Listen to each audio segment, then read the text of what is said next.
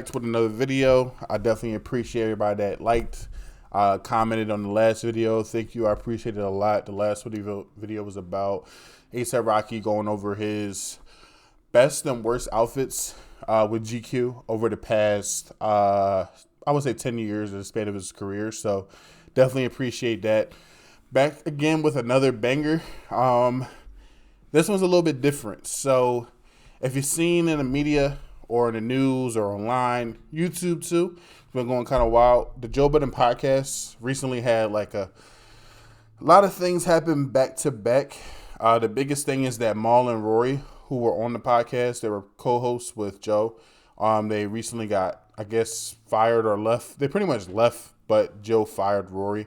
Trying to give you a background if you're not familiar. Joe Budden podcast is Joe Budden. He's a rapper from the early 2000s. Biggest hit, I want to say, is Pump It Up. I didn't really know about Joe back then. I probably heard the song when I was little, but that wasn't really my era. When I found out about Joe, it was around like 2011, 2010 era when he was like with Slaughterhouse. Didn't really know much about Slaughterhouse, but I used to see him on Rap-A-Logs all the time. Around 2015, they started the podcast with Marissa Mendez, who was a part of Hot 97. She has a podcast as well. Marissa Swings It All. They started it in 2015. Rory joined not too long after like the first couple episodes, and then he added on his friend Mal after Marissa left the podcast around like episode 77. And it's been rocking ever since. Like they had deals with Spotify. I want to say $1 million deal. Since then, they did deals with like Cash App and stuff like that. And Joe's just been kind of blowing up as like a media person. Everyday Struggle was definitely one of his biggest shows as well. With Academics, that was a huge show. Loved that show. But now they're having a little bit of turmoil. Now, he did fire Marissa like years ago. And that was kind of a big thing learned during like the Views era when he kind of like spazzed about Views and how it's like a bad album and stuff. And now recently, he had issues with Rory and Mal leaving after like the Spotify deal. Now it wasn't like right after, but it was like couple months after. I mean, supposedly it was over accounting. That's from their side. His side is saying that he overpaid them and all this other stuff. He went on for like a whole rant. Now, what's kind of sad about it is I'm a huge Joe Budden podcast fan. I would say more like a stan, and Andrew kind of says this in the video. Because like last year when the pandemic hit, like it was a very weird time, especially for me. I mean, I had a rough year. Had some home displacement. Was going through a lot of things with financially, job and everything. And during that time, we had George Floyd happen, Breonna Taylor happen. And throughout that whole time, the whole podcast was just kind of just being there for like some normality for me. You know what I mean? From some solidarity where they were covering all these topics, but not really getting you down about it. They were kind of like, giving you some reporting on what they needed to, and then give you some lighthearted humor on some things. They're joking on each other or just joking on the pop culture topics and stuff like that was going on, how rappers were acting during the pandemic where they couldn't really do much. And it was a very interesting way. It was just like, man, like my Spotify wrap up, I probably had like 30, 40 hours of just listening to Joe Budden podcast, because it was just like every day if I would be waiting for those episodes to come out on Wednesday and Saturday. And between then, I would be listening to like all the back catalog, which I already listened to already, but it was just giving me what I needed to get through each day as I was just trying to get out of the place I was in. So it's kind of sad to see how it's ending right now. And honestly, the way things are going, I can't see myself continually being a viewer. And I'm pretty sure Joe doesn't care. He's like, whatever, whoever leaves, for the fan base. He has other viewers, so he'll be fine. But it kind of sucks just to see how things went. I mean, not to like kind of drag on about that. I can actually kind of continue what I'm saying and after watching the video. So the video we're going to watch is Charlemagne, the guy, he's from Breakfast Club. And his co-host on this podcast called Brilliant Idiots, Andrew Schultz, he's a comedian. They're talking about the whole situation. Now, the thing interesting here is Charlemagne and Joe have like a weird relationship. Years ago, Joe came on the Breakfast Club, and they talked about his, his situation with Tahiri, where supposedly there was some abuse, or no, not just Tahiri, another girl he was with too, Esther. I'm not familiar with her last name. It was a bunch of stuff with that. They done year-end wrap-ups though with like Revolt or on them or by themselves. They have a bunch of different content, and it always seemed like they were like frenemies, but they never crossed the line. But according to Charlemagne, it's a different story as of recent. So let's get into the video. So we're going to start at the 28-minute and 29-second mark. Just because the video is about an hour and a half, I just want to get straight to the point, and I don't want this to be a long video like my last one. So let's get right to it. You were just using it as a tool to manipulate people to support you. And that's kind of corny, bro. Wait, I have a question though. Go, Ivy, go. So if this person has been in a history of, hitting walls in whatever business endeavors he has pursued, how can he really lead when all he has experienced is loss? He's not the best person to lead that pack because all he knows is what he's experienced. I think that's a very valid question. I would think people would learn from their experiences, but I guess they don't, and that's why I got to question said person, and I got to question the person's team. You know what I mean? Number one, how do you continue to end up in these situations if you have the experience? And number two, how does your team continue to put you in these situations? And this goes back to what started, his rants against me last fall. I said one simple thing on Breakfast Club, one simple thing. I think the brother understands his value, he knows his worth, but he doesn't know how to negotiate it. Yeah. Which is essentially saying I don't think he knows the business like he thinks he knows the business. Then which caused him to go on all these rants, about me, about, oh, you're not an owner and you're not this and you're not that, blah, blah, blah. I didn't give a damn. People were like, oh, Charlemagne. That's insecurity though. Explain.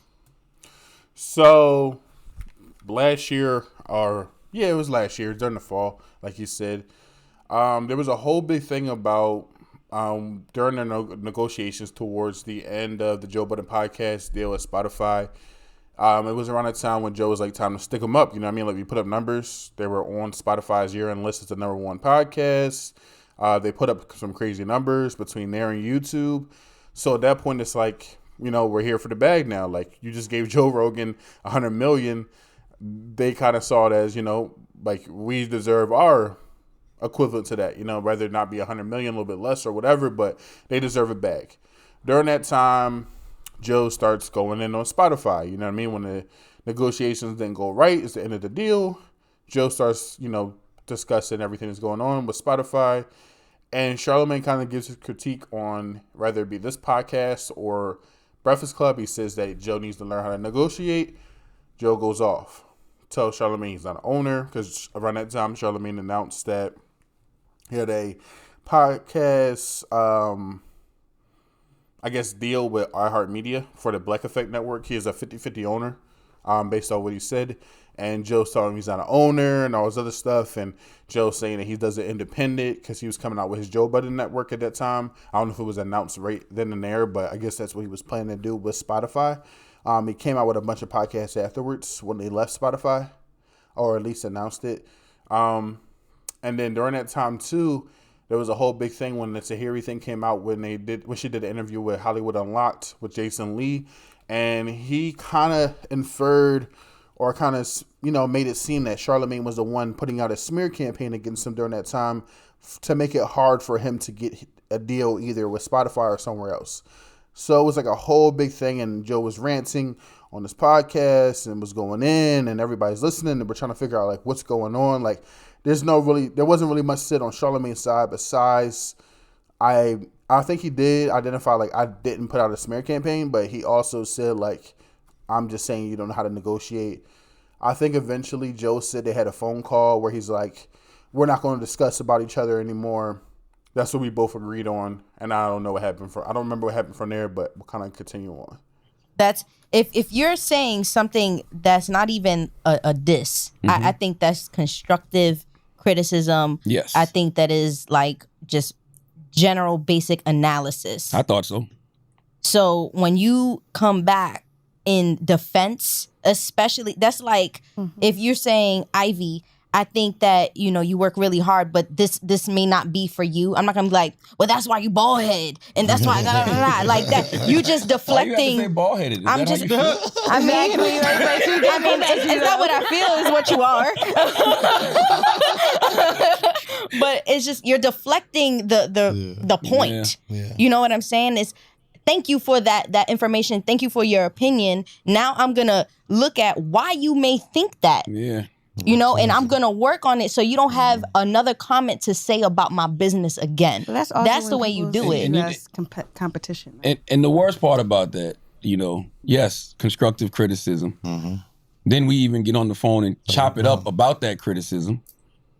But you behind the scenes are one way, right? With me, you know, asking for help, we're discussing things. But then you get on your platform and act like you're enemies. Act like we the worst enemies, and then now you take it somewhere where you can't come back from. At least with me, that bridge is burnt. You know, run with that, Reddit. Like that. You know what I'm saying? You know that what? Bridge is burnt. It's Completely interesting. burnt. So now Charlamagne's pretty much saying like that bridge between them is burnt because of everything that Joe did last year up until this point. And I mean, I guess Joe has to eat that. I don't know if Joe cares or if he doesn't, but I mean, like I said, they always had a weird relationship, but I felt like they always were like more competing rather than not friends or enemies. But now it's like, you know, I mean, I can't tell Charlamagne is wrong for feeling that way if Joe goes on and says that he's creating smear campaigns against them. They're arguing pretty much from podcast or from media outlet to media outlet between each other, and then Joe takes it a little bit too far, and Charlamagne doesn't appreciate it. I mean, he just said that him and Joe talk behind the scenes. Joe's asking him for advice and stuff, and he's one way, and then he gets on this podcast and he goes totally off on Charlamagne, and he probably feels away. And Joe, when he goes on his rants, I mean, if you're a fan and you see the things he does, sometimes he goes overboard, and sometimes he'll come back and, you know, and say, like, what he did with Rory. He said that he apologized for how he went about it, but doesn't mean that you can just come back and be like, okay, we're cool again. No, that bridge is burnt compared to what Charlamagne said, so continue. It's interesting with the parallels with Trump. I was talking to this guy who's he was like a CIA or FBI hostage negotiator. His name is Chris Voss. You've probably seen him. He's doing like a master class, whatever. And he was talking about negotiation techniques and why he's like a conservative dude, but he's very critical of Trump. He doesn't think Trump is a good negotiator. And that's like Trump's whole thing. And he goes, he's just a bully. And eventually the bully tactic wears out. So he's like, sorry, say again?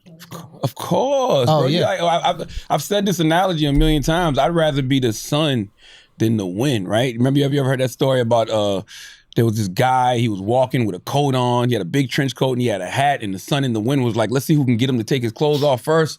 And, you know, the wind started blowing all crazy, and like, so the guy grabbed his coat tighter and held his hat on tighter.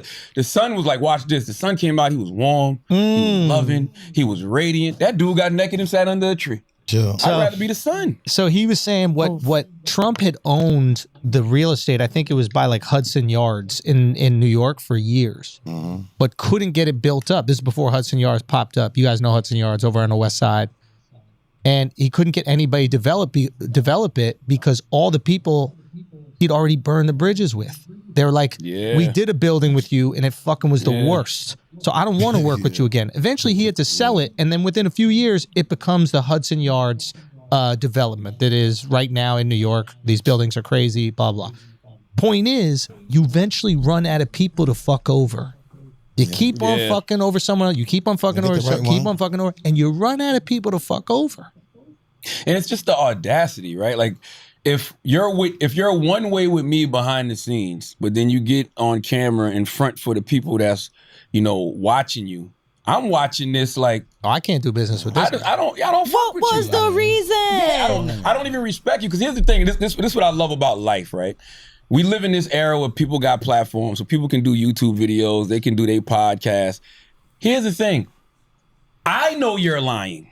Yeah. Your audience don't know, so you're entertaining them. But I'm watching you knowing that you're lying. I don't care if everybody else knows. I know. So when now you try to come back and deal with me and text me, good morning, hell no, I'm not responding to you. Don't please people that you ain't never met before. And I believe recently Joe said during that time too, when the last couple podcasts when he was talking about the whole Rory and Mal situation, he said he did text Charlamagne and Charlamagne wasn't answering back and stuff, and Joe was acting like, he feels a way about stuff. Like Charlamagne obviously feels a way about stuff, but as you can see, Charlamagne feels like, man, we've been supposedly friends or at least acquaintances behind scenes. You're asking me for help about certain things. We're talking about things of confidence. And then the next thing you do, you're going off on me on the podcast. So, yeah, man, it's a weird situation. I can say personally, as a listener, I feel away. Not as a person, because I don't know these people and I can't really get too much involved. And these are also people that are making multi-millions.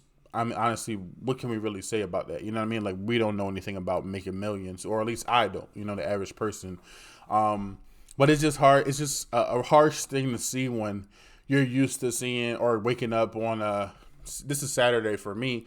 I'll be up at sometimes I'll be up at 4, download the podcast and start listening. You know what I mean? It sucks that that's not a thing anymore where we'll hear Rory and Mal on the podcast anymore. And I don't know if I'll continue to listen just because I don't really like the dynamic where things are going now and who Joe has turned into, during this whole process. I mean, I watched it grow from where it was in 2015 to 2021 at this point, and it's like he doesn't even seem like the same person. You know what I mean? He talked about how he was for the creators and all this other stuff, but the guys that were with you who didn't even know about the deal that they were. If they weren't part of the Spotify deal and signed under you, so you're they're pretty much underneath a subsidiary, like as if they were signed to a label. Like if you were Def Jam underneath Universal and they were signed to Def Jam, and you're like, let's say that Spotify's Universal, Joe's Def Jam, and then Rory and Mal are signed to Def Jam. That's pretty much how it seems like it is. Like Joe is a subsidiary that they were signed to.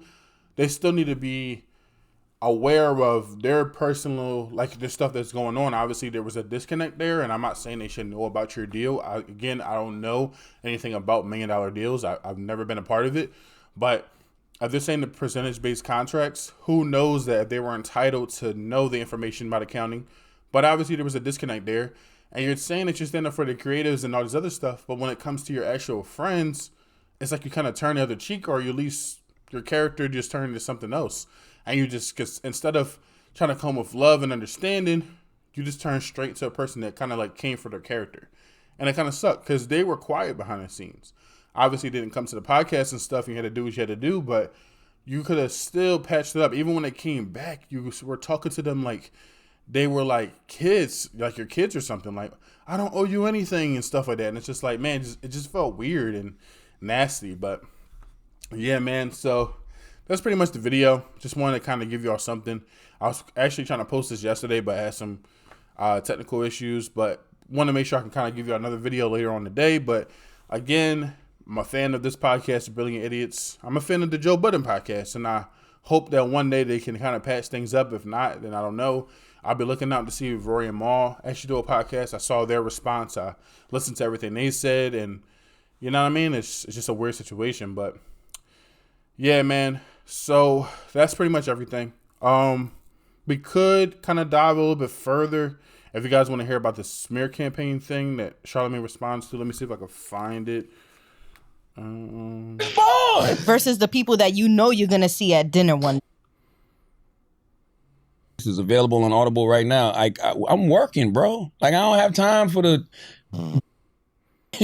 Okay. Stop being emotional, for real. Because a lot of the things that we're talking about.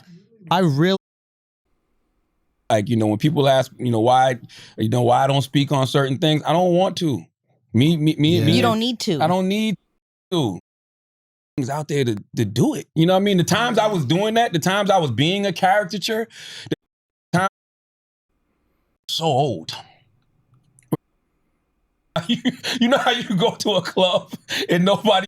A lot of people I know that got anxiety is like flaring. All right, to throw that shit over here and have people looking at me nuts like I don't have things to do.